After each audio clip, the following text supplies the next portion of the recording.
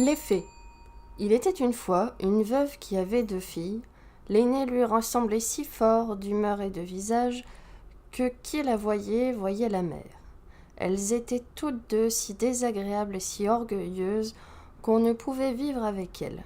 La cadette, qui était le vrai portrait de son père, pour la douceur et pour l'honnêteté, était avec cela une des plus belles filles qu'on eût su voir.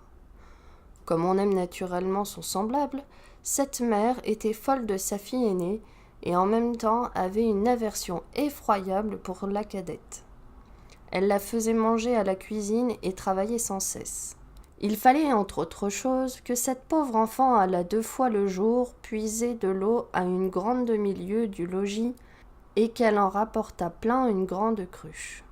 Un jour qu'elle était à cette fontaine, il vint à elle une pauvre femme qui la pria de lui donner à boire. « Oui, da, ma bonne mère, dit cette belle fille, et rinçant aussitôt sa cruche, elle puisa de l'eau au plus bel endroit de la fontaine et la lui présenta, soutenant toujours la cruche afin qu'elle bût plus aisément. La bonne femme ayant bu lui dit « Vous êtes si belle, si bonne et si honnête que je ne puis m'empêcher de vous faire un don, car c'était une fée qui avait pris la forme d'une pauvre femme de village pour voir jusqu'où irait l'honnêteté de cette jeune fille.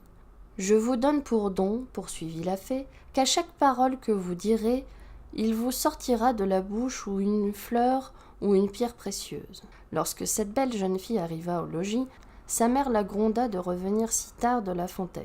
« Je vous demande pardon, ma mère, dit cette pauvre fille, d'avoir tardé si longtemps. » Et en disant ces mots, il lui sortit de la bouche 2 roses, 2 perles et 2 gros diamants. « Que vois-je là » dit sa mère, tout étonnée. « Je crois qu'il lui sort de la bouche des perles et des diamants. D'où vient cela, ma fille ?» Ce fut là la première fois qu'elle l'appela sa fille. La pauvre enfant lui raconta naïvement tout ce qui lui était arrivé, non sans jeter une infinité de diamants. « Vraiment, dit la mère, il faut que j'y envoie ma fille. Tenez, Fanchon, voyez ce qui sort de la bouche de votre sœur quand elle parle, ne seriez-vous pas bien aise d'avoir le même don ? Vous n'avez qu'à aller puiser de l'eau à la fontaine, et quand une pauvre femme vous demandera à boire, lui en donner bien honnêtement. Il me fera beau voir, répondit la brutale, allez à la fontaine. Je veux qu'aux y alliez, reprit la mère, et tout à l'heure. Elle y alla, mais toujours en grondant. Elle prit le plus beau flacon d'argent qui fut dans le logis. Elle ne fut pas plus tôt arrivée à la fontaine qu'elle vit sortir du bois une dame magnifiquement vêtue qui vint lui donner à boire. C'était la même fée qui avait apparu à sa sœur, mais qui avait pris l'air et les habits d'une princesse pour voir jusqu'où irait la malhonnêteté de cette fille. « Est-ce que je suis ici venue, lui dit cette brutale orgueilleuse, pour vous donner à boire ? Justement, j'ai apporté un flacon d'argent tout exprès pour donner à boire à madame. J'en suis d'avis. Buvez à même, si vous voulez. » « Vous n'êtes guère honnête, reprit la fée, sans se mettre en colère. Eh bien, puisque vous êtes si peu obligeante, je vous donne pour don qu'à chaque parole que vous direz, il vous sortira de la bouche ou un serpent ou un crapaud. » D'abord que sa mère l'aperçut, elle lui cria « Eh bien, ma fille !»« Eh bien, ma mère !» lui répondit la brutale en jetant 2 vipères et 2 crapauds. « Ô ciel !» s'écria la mère. « Que vois-je là ?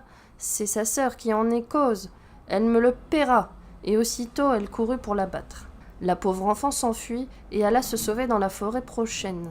Le fils du roi, qui revenait de la chasse, la rencontra et la voyant si belle, lui demanda ce qu'elle faisait là toute seule et ce qu'elle avait à pleurer. « Hélas, monsieur, c'est ma mère qui m'a chassée du logis. » Le fils du roi, qui vit sortir de sa bouche 5 ou 6 perles et autant de diamants, la pria de lui dire d'où cela lui venait.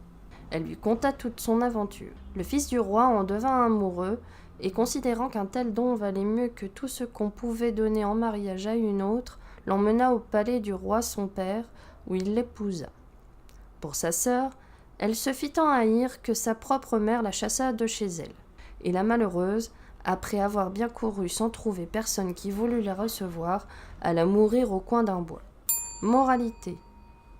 Les diamants de la pistole peuvent beaucoup sur les esprits, cependant les 12 paroles ont encore plus de force et sont d'un plus grand prix.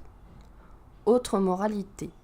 L'honnêteté coûte des soins et veut un peu de complaisance, mais tôt ou tard elle a sa récompense, et souvent dans le temps qu'on y pense le moins.